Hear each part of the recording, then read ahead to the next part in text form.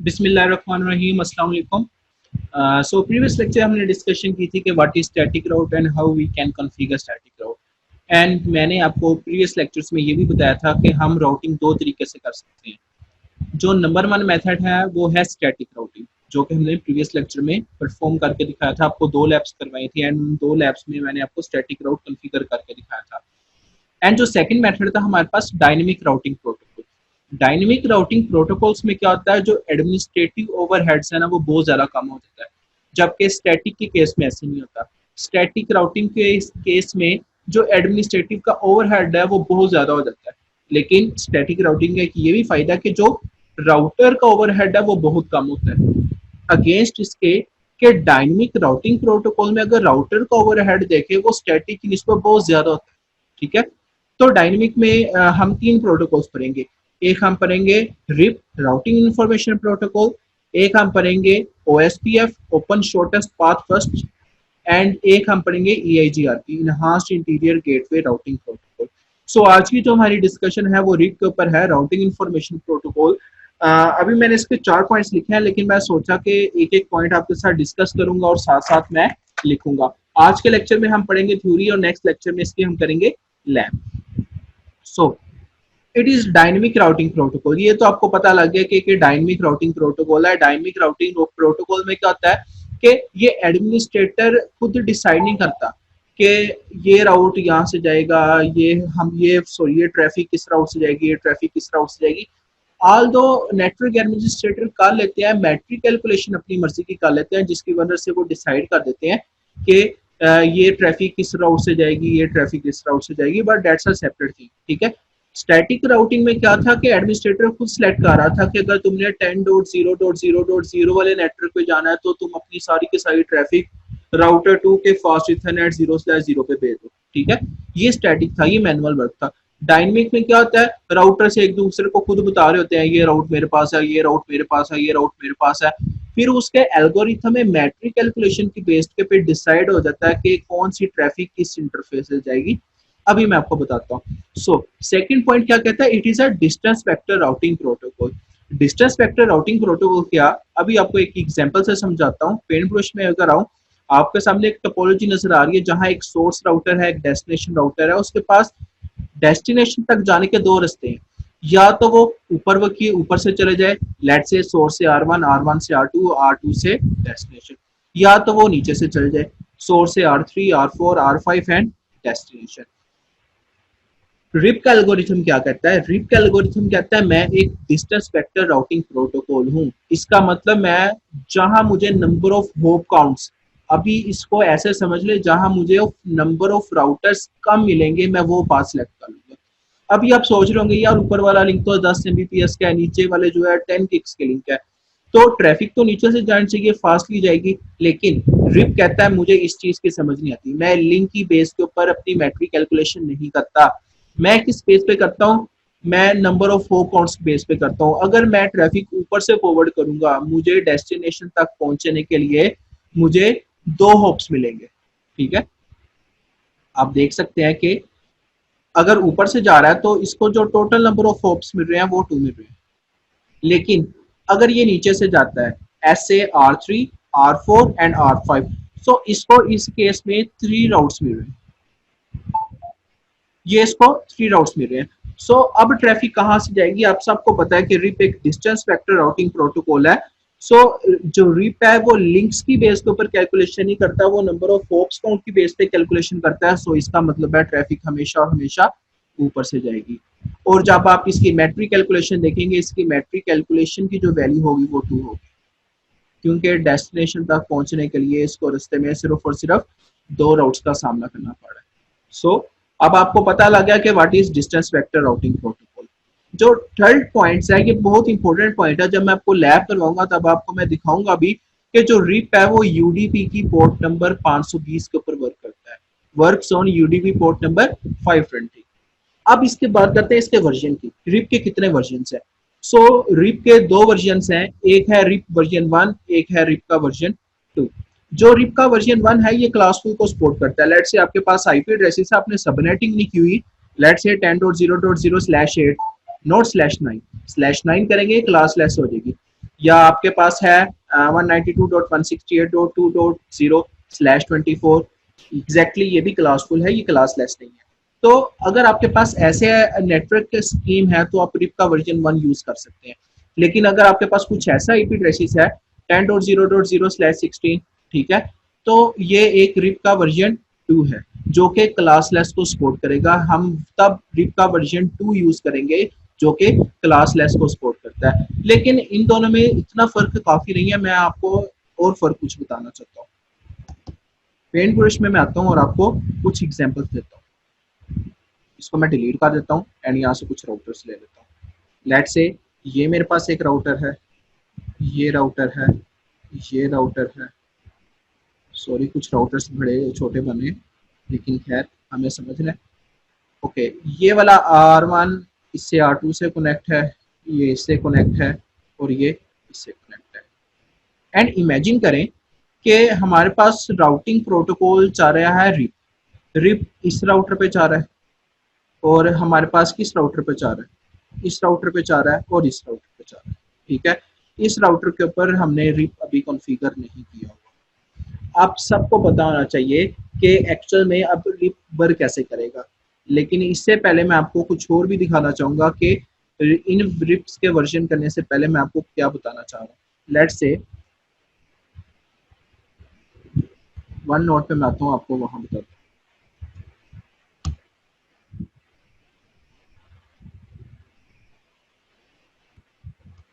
ये मेरे पास दो राउटर्स हैं, ये राउटर 1 एंड ये मेरे पास है राउटर 2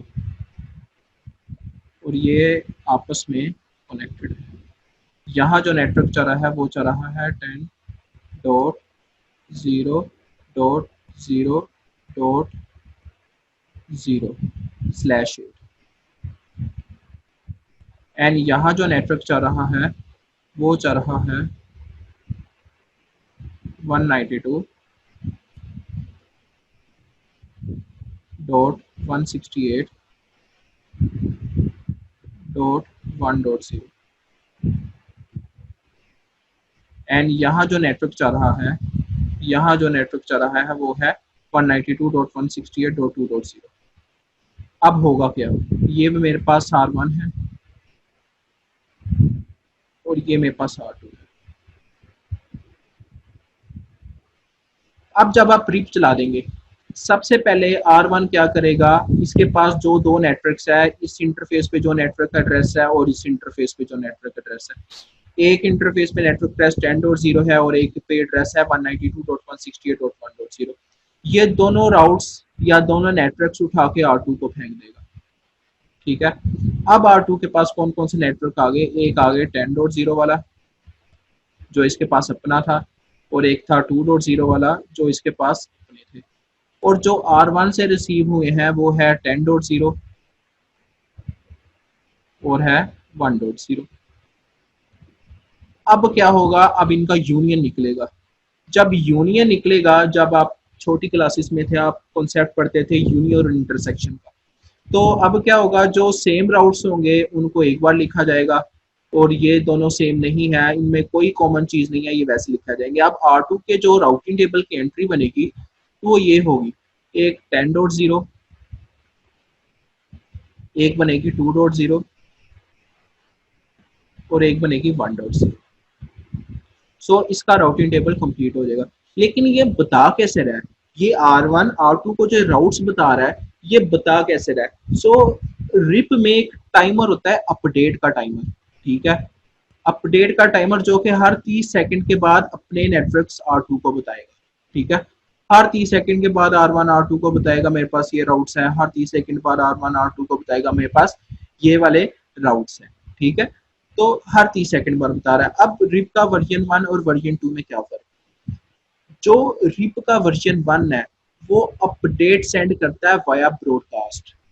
ब्रॉडकास्ट से क्या मुराद है, वो अपडेट इसको भी सेंड करेगा बिकॉज इसके ऊपर राउटिंग प्रोटोकॉल नहीं चाह रहा, लेकिन फिर भी वो इसकी अपडेट इस राउटर को जाएगी, इस राउटर को तो बिल्कुल जानी भी चाहिए, इस राउटर को भी जाएगी एंड इसकी अपडेट इस राउटर को भी जाएगी।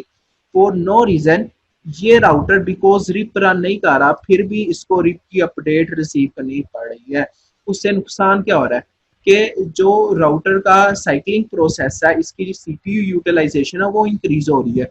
राउटर को बार बार देखना पड़ रहा है, यार ये जो रिप्स की अपडेट आ रही है मेरे अंदर तो कोई रिप का प्रोसेस रन नहीं कर रहा, फिर ये जो अपडेट आई है मुझे ये डिस्कार्ड करनी पड़ेगी। तो इसके लिए जितनी भी सीपीयू यूटिलाइजेशन हुई है ये इस राउटर के ओवरहेड्स को बढ़ा रही है। सो रिप का वर्जन 1 हमेशा ब्रॉडकास्ट करता है, ठीक है। लेकिन इसके बरअक्स जो रिप का वर्जन 2 है वो कैसे करता है, वो कहता है रिप का वर्जन 2 कहता है कि मैं ब्रॉडकास्ट नहीं करता। रिप का वर्जन कहता है कि मैं हमेशा और हमेशा मल्टीकास्ट करता हूँ। और मैं मल्टीकास्ट किस एड्रेस पे करता हूँ, मैं मल्टीकास्ट एड्रेस 224.0.0.9, मैं इस मल्टीकास्ट एड्रेस के ऊपर रिप की एंट्रीज को सेंड करता हूँ। मतलब अब क्या होगा कि रिप की अपडेट उसी के पास जाएगी जो राउटर रन कर रहा है, मतलब इसके पास जाएगी अपडेट एंड रिप की इसके पास जाएगी अपडेट। शुरू में मैंने आपको बताया था ये वाले राउटर पे रिप जा रहा है, एक ये वाले राउटर पे रिप जा रहा है और एक ये वाले राउटर पे रिप जा रहा है, और ये वाले राउटर पे रिप हमारा नहीं जा रहा। सो अब क्या हुआ है कि इस जो रिप की अपडेट है वो सिर्फ और सिर्फ R3 को रिसीव हुई है और हमारे पास R4 को रिसीव हुई है। R2 को रिसीव नहीं हुई बिकॉज उसके ऊपर कोई भी रिप का प्रोसेस रन नहीं कर रहा था।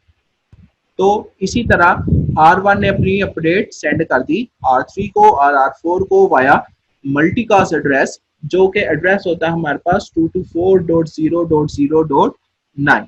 सो अगर हम नेक्स्ट कॉन्सेप्ट पे चलें रिप के,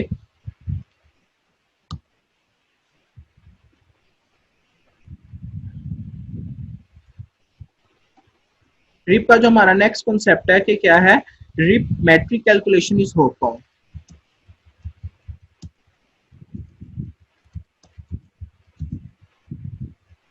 कि जो रिप की मैट्रिक कैलकुलेशन है वो होप काउंट है। जैसे कि मैंने आपको पहले ही बता चुका हूं कि जो रिप की जो मैट्रिक कैलकुलेशन है, रिप अपना मैट्रिक कैलकुलेट करता है वो होप काउंट की बेस के ऊपर अपना मैट्रिक कैलकुलेट करता है। बिकॉज ये हो रहा है कि हमारे पास जो रिप है एक डिस्टेंस वेक्टर राउटिंग प्रोटोकॉल है। सो रिप की जो मैट्रिक कैलकुलेशन है वो है हमारे पास होप काउंट। सो अगर हम नेक्स्ट चलें, by default summarisation is on, कि जो हमारी बाय डिफॉल्ट समराइजेशन है वो ऑन होती है। अब समराइजेशन ऑन होने से इसका क्या मतलब है, लेट्स हैव अ लुक। इसको मैं ट्रेस कर देता हूँ एंड यहाँ दो राउटर्स लगाता हूँ। यहाँ मैंने एक राउटर लगाया और एक ये मैंने ये राउटर लगाया एंड इसके आपस में मैंने कनेक्टिविटी कर दी। सॉरी,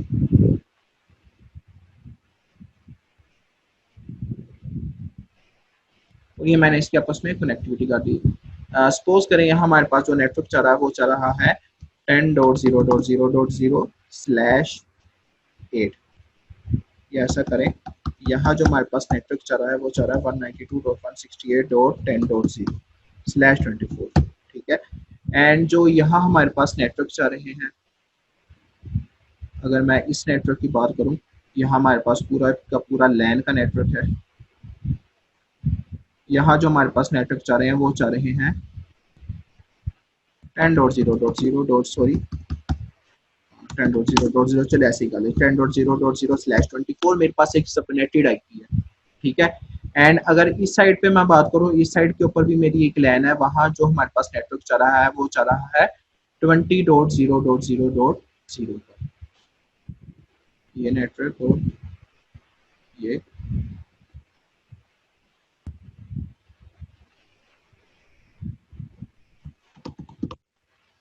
अब आप सबको इतना तो पता लग गया कि यहाँ हमने रिप का वर्जन 1 तो यूज करना नहीं है, ठीक है। हम कर रहे हैं रिप का वर्जन 2 यूज फॉर क्लासलेस। अब होगा क्या कि जैसे ही आप रिप का वर्जन 2 चलाएंगे तो रिप का वर्जन 2 क्या देखेगा, अब जो हम पॉइंट डिस्कस कर रहे हैं by default summarisation is on. अब रिप का वर्जन 2 देखेगा यार, वो सबसे पहले इसका पहला ऑक्टेट देखेगा 10, उसको CIDR वैल्यू से कोई कंसर्न नहीं होगा /24, वो जस्ट देखेगा कि जो मुझे पहला ऑक्टेट मिल रहा है वो मिल रहा है 10, ठीक है। तो वो इसकी मेजर क्लास को एडवर्टाइज कर देगा 10.0.0 की। मतलब अब ये एडवर्टाइज कैसे करेगा 10.0.0.0 स्लैश। अब आपका नेटवर्क बेशक /24 के साथ है, लेकिन जो एडवर्टाइजमेंट भेज रहा है वो /8 के साथ भेज रहा है। रीजन क्या है? By default summarisation is on. तो 10.0.0.08 के साथ जब एडवर्टाइज करेगा तो इसके राउटिंग टेबल में 10.0.0.0/8 आ जाएगा। और जब ये नीचे से कोई ट्रैफिक आएगी इस नेटवर्क के लिए तो ये उसके साथ कम्युनिकेशन नहीं कर पाएंगे। ठीक है, इसी तरह जब R2 एडवर्टाइज करने की कोशिश करेगा वो भी 20.0.0.0/8 से करेगा। रीजन इसकी क्या है? बाय डिफॉल्ट समराइजेशन इसकी ऑन होती है, हमें समराइजेशन ऑफ करनी पड़ती है। समराइजेशन ऑफ कैसे करते हैं? क्वेश्चन मार्क, हम लैब के अंदर डिस्कशन करेंगे इसकी।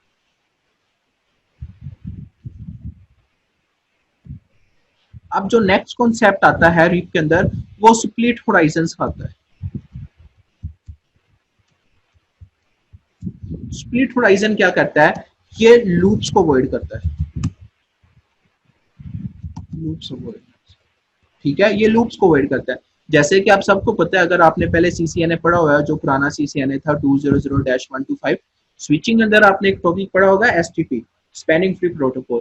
तो उसमें क्या कर रहा था वो लेयर 2 की लूप्स को अवॉइड करता है।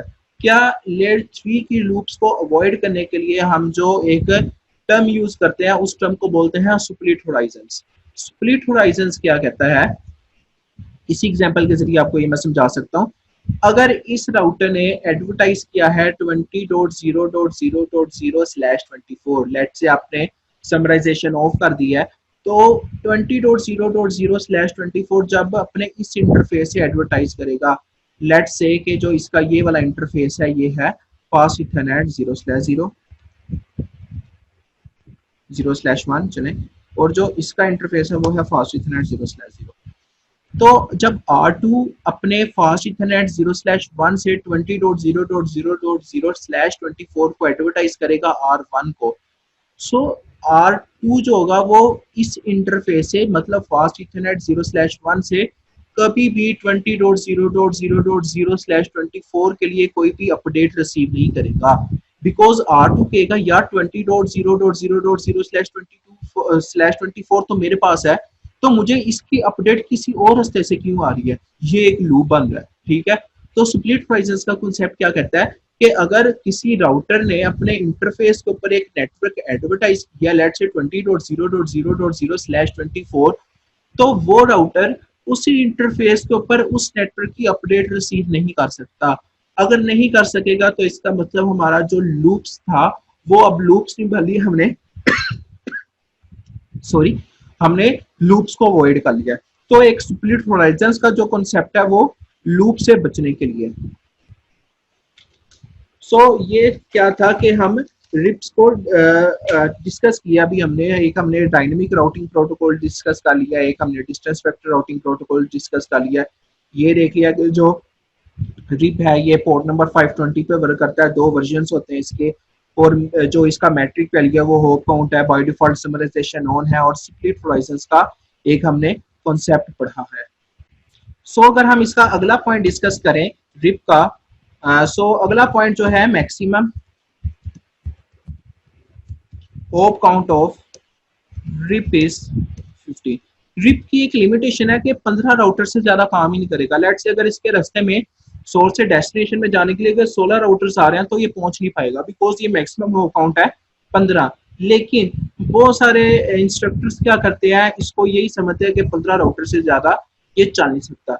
ये एक वैल्यू है बाय डिफॉल्ट, आप इसको चेंज भी कर सकते हैं। ठीक है, लेकिन अभी मैं अभी करके तो नहीं बताऊंगा कि कैसे आप रिपो 16, 17, 18, 19, 20 इतने राउटर्स पे चला सकते हैं, लेकिन आप ये काम कर सकते हैं, आप इसको चला सकते हैं। ऑफसेट लिस्ट की कमांड अगर आप में से कुछ स्टूडेंट्स देखना चाह रहे हैं तो रिप में आप ऑफसेट लिस्ट की कमांड देखिएगा, आपको अंदाजा हो जाएगा कि आप रिप कैसे चला रहे हैं। ठीक है, ज्यादा राउटर्स पे। Maximum hop count of RIP is 15। अब हम इसकी बात करेंगे इसके टाइमर्स पे। इसके जो रिप के टाइमर्स है वो कौन कौन से हैं? जो इसका जो पहला टाइमर्स है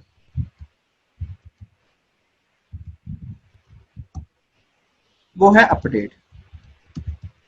अपडेट क्या कि कितने सेकंड्स के बाद हम इसकी अपडेट जाएगी। मतलब अगर इसी नेटवर्क की अगर हम बात करें, ये R1 है हमारे पास और ये हमारे पास है R2। तो R1 हर 30 सेकंड के बाद अपने नेटवर्क उठा के भेजेगा 10.0 वाला नेटवर्क, और 192.168 और 10.0 ये उठा के हर 30 सेकंड बाद R2 को भेज रहा होगा, हर 30 सेकंड के बाद R2 को भेज रहा होगा, हर 30 सेकंड के बाद R2 को भेज रहा होगा। इसी तरह R2 भी हर 30 सेकंड के बाद अपने नेटवर्क R1 के ऊपर भेज रहा होगा। यहाँ आपने रिप का वर्जन 2 कॉन्फ़िगर किया और कोई एंट्री अपडेट होती है तो वो ट्रिगर अपडेट के तौर पे R1 से R2 के ऊपर जाएगी। ठीक है, वो ट्रिगर अपडेट के ऊपर जाएगी। सो जो सेकंड टाइमर है ये तो अपडेट टाइमर हो गया ना। अब जो सेकंड टाइमर है हमारे पास इनवैलिड है, इनवैलिड टाइमर है। लेट्स से कि क्या होता है, एक सेकंड मुझे अपना पेंट ब्रश खोलने दें। इनवैलिड राउट्स की अगर बात करें, इनवैलिड टाइमर की, सॉरी, लेट्स से ये हमारे पास कोई इंटरफेस है जिसका नाम है फास्ट इथरनेट। इसका यह मैं नाम लिख दूं ताकि आपको समझने में आसानी हो। फास्ट इथरनेट 0/2 लेट से किसी भी रीजन की वजह से डाउन हो गया, तो इनवैलिड टाइमर क्या करता है, मैं 180 सेकंड्स तक का वेट करूंगा। अगर ये राउट एक्टिव नहीं होता तो मैं इस राउट को इनवैलिड करार दे दूंगा। ठीक है, तो जो रिप का इनवैलिड टाइमर है वो है 180 सेकंड्स। तो इनवैलिड टाइमर क्या कहता है कि अगर एक राउट डाउन हो गया तो मैं 180 सेकंड्स का वेट करूंगा। सो अगर राउट दोबारा अप नहीं हुआ, सॉरी लिंक अगर दोबारा अप नहीं हुआ तो मैं उस राउट को इनवैलिड करार दे दूंगा। जो इसका नेक्स्ट टाइमर है वो है फ्लश टाइमर। ये होता है हमारे पास 280 सेकंड्स, सॉरी 240 सेकंड्स का, 240 सेकंड्स। इनवैलिड टाइमर के बाद वो राउटर 240 सेकंड्स तक का वेट करेगा। अगर वो स्टिल अप नहीं होता, वो क्या करेगा, उस राउट को अपने राउटिंग टेबल से निकाल देगा। ठीक है, ये हमारे पास हो गया फ्लश टाइमर। और एक और टाइमर होता है होल्ड डाउन टाइमर। अभी इस टाइमर को मैं इतना समझा नहीं रहा कि होल्ड डाउन टाइमर क्या होता है। ये भी 180 सेकंड्स का होता है। ये एक्चुअल में क्या करता है कि कितने सेकंड्स तक किसी राउट का बिलीव नहीं करना, तो ये हमारे पास होता है होल्ड डाउन टाइमर। सो ये इसके टाइमर्स हैं। एक और टाइमर होता है स्लीप टाइमर, वो भी आप पढ़ सकते हैं, लेकिन हमारे कोर्स कंटेंट में सिर्फ यही टाइमर्स हैं, update, invalid, flush and hold down. So आप देख सकते हैं कि ये हमने रिप्स के ऊपर कुछ बातें की हैं। अभी हमने बहुत ज़्यादा बातें तो नहीं की बिकॉज हमारा जो भी लेवल है एसोसिएट लेवल है। अभी हम CCNP नहीं कर रहे कि मैं आपको रिप का सब कुछ बता दूं कि रिप ये होता है, बेलमैन फोर्ड एल्गोरिथम क्या होता है। चले खैर, बातों बातों में ये भी बात आने लग गई आ गई कि रिप के जो एल्गोरिथम का नेम है वो बेलमैन फोर्ड एल्गोरिथम है। ठीक है, so it is a dynamic routing protocol. It is a distance vector routing protocol, works on a UDP port number 520, two versions, RIP version 1, RIP version 2. Metric calculation is hop count, by default summarization on, split horizons का concept, maximum hop count by default is 15. Timers कौन कौन से होते हैं, update, invalid, flush, hold down, sleep and administrative distance. ठीक है, इसका जो हमारे पास एडमिनिस्ट्रेटिव डिस्टेंस होता है,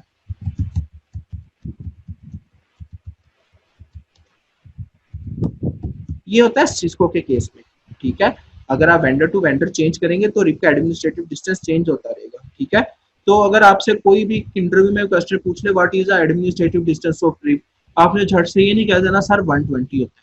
सो ये वेंडर टू वेंडर वेरी करता है, लेकिन सिस्को के केस में जो रिप का एडमिनिस्ट्रेटिव डिस्टेंस है वो 120 होता है। एडमिनिस्ट्रेटिव डिस्टेंस क्या, कि इस राउटिंग प्रोटोकॉल को हमने कितनी अहमियत देनी है। लेट से जो आप सबको पता है स्टैटिक का जो एडमिनिस्ट्रेटिव डिस्टेंस है वो होता है 1 और रिप का एडमिनिस्ट्रेटिव डिस्टेंस है 120। तो जिसका एडमिनिस्ट्रेटिव डिस्टेंस कम होगा हमेशा वही प्रोटोकॉल प्रेफर्ड किया जाएगा। रिप और स्टैटिक के केस में आप बताएं कौन सा प्रोटोकॉल प्रेफर्ड किया जाएगा, तो स्टैटिक प्रेफर किया जाएगा। रीजन बिकॉज उसका एडमिनिस्ट्रेटिव डिस्टेंस हमारे पास 1 है, रिप का 120 है।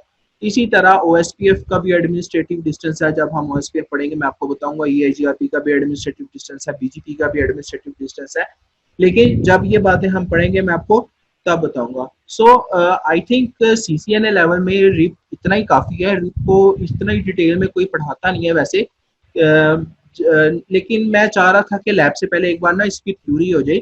जब मैं आपको लैब करवाऊंगा ना, एक एक चीज को मैं एक्सप्लेन करूंगा दोबारा से। ये डायनेमिक को छोड़ के जितने भी हमारे पास ये पॉइंट्स हैं, मैं सबको इंशाल्लाह लैब के अंदर आपको समझाऊंगा कि डिस्टेंस वेक्टर राउटिंग प्रोटोकॉल क्या है। मैं आपको वायर शार्क से पैकेट कैप्चर भी करके बकायदा दिखाऊंगा कि ये यूडीपी की पोर्ट नंबर 520 पे वर्क करता है। जब रिप का वर्जन 2 चलाऊंगा तो मैं आपको दिखाऊंगा कि जो इसका मल्टीकास्ट एड्रेस है 224.0.0.9, तो ये भी आपको मैं कैप्चर करके दिखाऊंगा। और ये जो हमारे पास होता है रिप का वर्जन 1, ये हमारे पास ब्रॉडकास्ट होता है। ब्रॉडकास्ट पे हमारी अपडेट्स से सेंड करता है। So RIP calculation, hop count, by default summarization off, इसको ऑफ कैसे करते हैं वो भी बताऊंगा। स्प्लिट होराइजंस का कॉन्सेप्ट बताऊंगा जो कि मैंने आपको बता रही है। खैर इसकी लैब तो नहीं होगी स्प्लिट होराइजंस की, और इसके टाइमर्स भी मैं आपको दिखाऊंगा। और एक और चीज मैं आपको दिखाऊंगा, पैसिव इंटरफेस। पैसिव इंटरफेस क्या होता है ये भी मैं आपको इंशाल्लाह दिखाऊंगा। सो आई थिंक अभी के लिए इतना ही काफी है रिप के लिए। सो इंशाल्लाह हम नेक्स्ट लेक्चर में अपनी लैब करेंगे। तब तक के लिए अल्लाह हाफिज।